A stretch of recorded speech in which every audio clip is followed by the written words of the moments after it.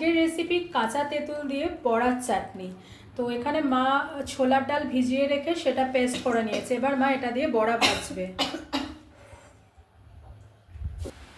এইগুলো এরকমভাবে ভেজে নেবে। এক পিঠ ভাজা হয়ে গেছে, মা এবার প্রত্যেকটা এরকমভাবে উল্টে দেবে। ভাজাগুলো হয়ে গেছে, এবার মা তুলে নেবে। ভাজাগুলো তোলা হয়ে গেছে, সেই তেলের মধ্যে মা দিয়ে দিচ্ছে 5 ফোড়ন আর দিচ্ছে 2টো শুকনো লঙ্কা। এগুলো ভালো করে ভেজে নিতে হবে। এটা ফ্রাই হয়ে গেছে।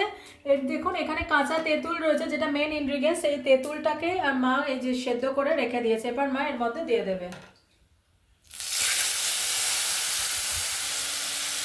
এবার মা ঢেলে দিচ্ছে।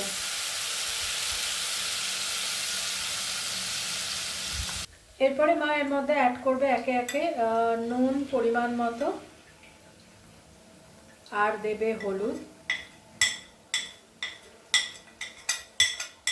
এরপর এটা ফুটছে দেখতে পাচ্ছেন। এরপর মা দিচ্ছে চিনি।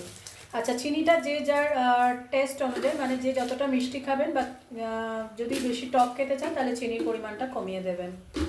চিনিটা গুলে হয়ে গেছে। এরপরে মা দিয়ে দিচ্ছে ভেজে রাখা ছোলার ডালের বড়াগুলো, দিয়ে একটু ফুটিয়ে নেবে। চাটনি হয়ে গেছে, এবার মা নামাবে। এবার চাটনি থেকে একটা বড়া তুলে দেখিয়ে দেবে মা কতটা নরম হয়েছে। দেখুন, এই দেখুন কেটে যাচ্ছে কিরম ভাবে, খুব নরম হয়ে গেছে একদম। এরপর মা নামানোর আগে জিরের ভাজা রোস্টেড জিরের গুঁড়ো দিয়ে নামিয়ে নেবে। কতটা সফট হয়েছে দেখে নিলাম। এরপর মা বাটিতে ট্রান্সফার করছে। প্লিজ আমাদের পাশে থাকুন, আমাকে আশীর্বাদ করুন। প্লিজ চ্যানেলটাকে সাবস্ক্রাইব করুন। আজকের রেসিপি ডান।